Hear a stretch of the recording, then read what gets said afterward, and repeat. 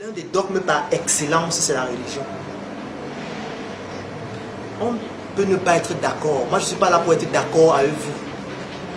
Je parle de mes expériences personnelles et je relate ce que j'ai remarqué, que les gens font.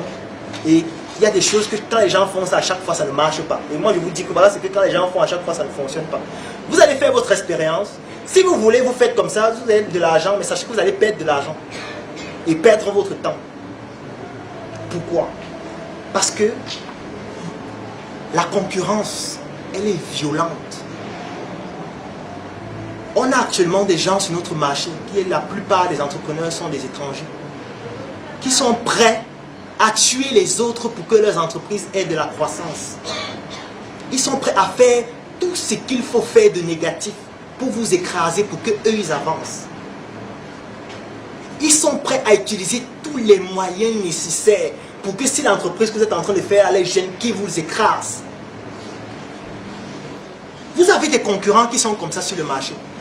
Donc si vous croyez que pour combattre ces gens, il faut rester dans sa chambre, se mettre à genoux et dire Saint Gabriel, aide-moi. Ça ne fonctionne pas comme ça. Et je vais d'abord vous donner une petite historique des religions pour pouvoir vous expliquer pourquoi, quelle est leur utilité en réalité. Parce que comme on dit souvent au village, lorsque vous vous retrouvez dans un trou, la première chose à faire, c'est d'arrêter de creuser. Si vous vous rendez compte un moment de votre vie que vous êtes dans un trou, il faut arrêter de creuser ce trou. Première chose. Deuxième chose, il faut vous questionner comment est-ce que j'ai fait pour me retrouver dans ce trou. Et pour savoir comment on a fait pour se retrouver dans un trou, il faut faire l'historique du trou. Voir comment est-ce que ça a été creusé jusqu'à ce qu'on nous a mis à l'intérieur. Donc je vais donner l'historique des religions en quelques mots. Et moi j'ai une question que je me pose.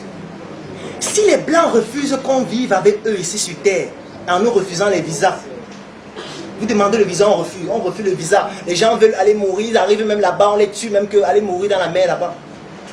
Et ils viennent nous donner le ciel qui sera plus beau que la terre, plus lucratif, avec Dieu à côté de nous, gratuitement. En principe, ça devrait être payant. Parce que s'ils refusent de vivre avec nous ici, en prétextant que non, au ciel c'est mieux qu'ici, ça veut dire qu'en principe, ils devaient faire en sorte que ce soit payant. La Bible devait coûter même 10 000 euros.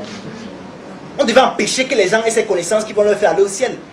Ça veut dire que s'ils nous donnent ça gratuitement, c'est qu'il y a un vice quelque part, c'est qu'il y a quelque chose qui cloche. Ça veut dire qu'ils sont conscients qu'en nous donnant ça, ils diminuent notre capacité de rébellion, notre capacité de leadership. Je ne suis pas en train de dire que c'est inutile, vous pouvez croire en ce que vous voulez, faire ce que vous voulez, mais sauf que quand vous vous lancez dans l'entrepreneuriat, certains textes-là peuvent devenir un frein. Parce que la plupart des gens qui fréquentent les églises et tout, c'est des gens qui ont un niveau culturel très bas et qui prennent les choses au premier plan. La maman qui est au village là, qui est à l'église là, quand on dit que la pauvreté ce n'est pas bien, elle sait qu'elle doit faire les dons à l'église. Le peu même qu'elle a pour vivre, elle donne ça aux autres. Elle ne sait pas que l'argent qu'elle donne va au Vatican, qui est déjà hyper riche. Donc, je ne suis pas contre les religions. Chacun est libre de faire ce qu'il veut. Sauf que si vous êtes entrepreneur et vous pensez que votre réussite dépend du fait de rester s'asseoir et de prier, faites votre CV. Ça ne marche pas comme ça. Il faut travailler dur. Même si vous voulez prier, travaillez avant. Il faut travailler dur parce que votre concurrent, lui, ne croit pas en tout ça. Il s'en fout que vous mourrez. Je vous ai parlé des compagnies d'assurance. Ils ne sont pas là pour nous. Ils s'en foutent que vous mourrez. Eux, c'est leur argent. S'ils peuvent se faire beaucoup d'argent, rapatrier ça dans leur pays, que leur pays.